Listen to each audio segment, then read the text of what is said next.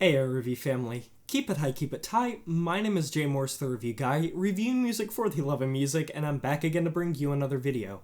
And in this one, I'm covering the new Foo Fighters record, Medicine at Midnight. What the hell? What is this? This is the 10th studio-length album by the American rock band Foo Fighters, the follow-up to Nirvana, obviously, where Dave Grohl formed his own band. And despite the fact that Foo Fighters are one of those bands that are popular to hate, they have some good things in their discography. Was it ever the most inventive alternative rock or post-grunge? No. Was it catchy? Was it kind of edgy? Did it have that hard rock edge to it? Yes. And I was very apprehensive stepping into this record, mostly due to the fact that these singles were pretty dog shit. These disappointing tracks that basically took a shell, a mere fragment of an idea, and strung them out with so much repetition and mundane lyricism that had a really good topic to begin with but just trailed off. Like Waiting on a War does not have any right to repeat nearly as much as it does, and No Son of Mine once again suffers from the repetition but combined with some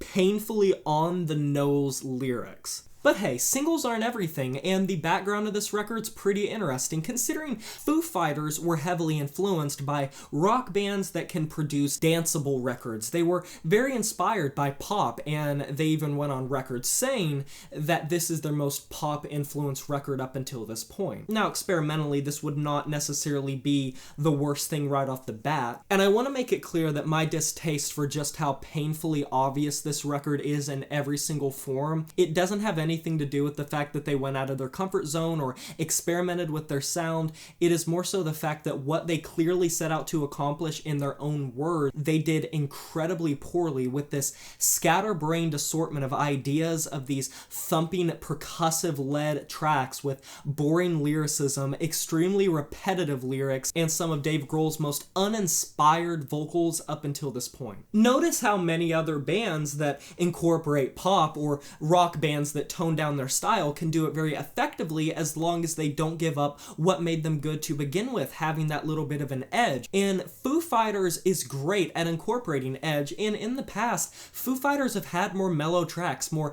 mellow records in the grand scheme of things. That's not really inherently the issue here. It's more so that what they are presenting is so sapped of anything interesting that it is a husk. There's no roughness at all to be found here. There's no rigidness. And I know that people are already going to be typing the comments of, oh, you don't like music that isn't hard. Some of my favorite bands have changed their style to something low-key, so I don't really care about that. That's not the issue here. If I want to judge this record solely on what they're trying to do, this is a very derivative, uninspired alternative rock record that takes all of these ideas that they were clearly well-intentioned with, but just cannot execute them to save their life. It's pretty sad when one of the best tracks, if not my favorite on this record, Chasing Birds, is the most low-key, the most atmospheric, so don't come at me saying that, like, just because it's not heavy, that's why I don't like it. No, it just really is the assortment of tracks that are going for that big radio play with a production that saps it out, some really wonky effects done to the vocals, and a production that just compresses everything down and tries to make it so sanitized. It's so on the nose. I know I used that term before, but everything about this record is on the nose. Like, describing this record to the unsuspecting listener or the past Foo Fighters fan, it's very surface level. The iceberg doesn't run too deep here. Oh, how the mighty fucking fall. Tracks like the single Shame, Shame and the track that follows it, Cloud Spotter, really exhibit what Foo Fighters tries time and time and time and time again on this album, where they'll try to settle into this groovy alternative rock riff, but it will be so scant and so bare bones, minimalistic, that any bit of catchiness, any bit of earworm material just goes out the window. Some of these riffs do come off catchy. They can really hit you and be like, oh, you're getting stuck in this really nice angular groove. They're really coming through with something good.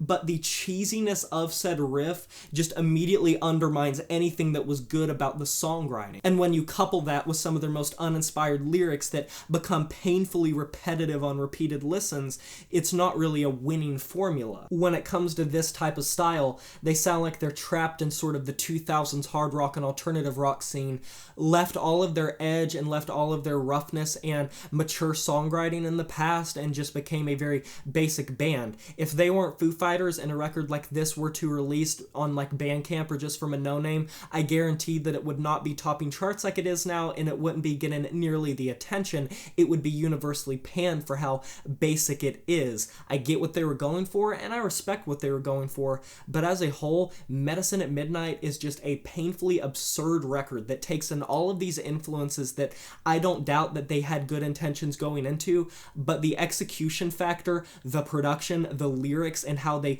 construct these really bad riffs and percussive elements just leaves me scratching my head and leaves me sitting here like, is this really the best that they could do if this is the type of direction they were going to go in?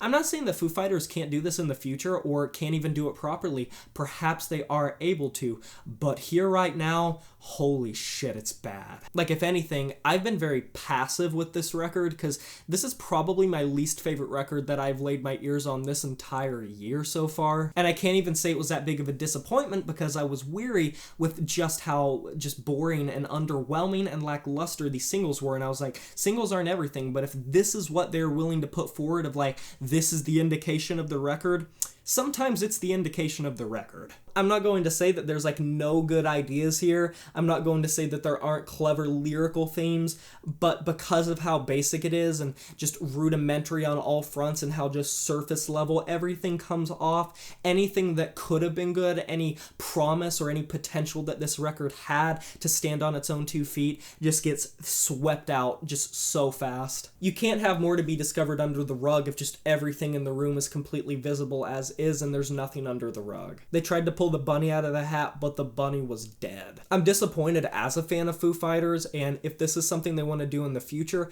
I have no problem with that as long as it just shapes up a bit better. I'm going to be giving this album a 2.5 out of 10.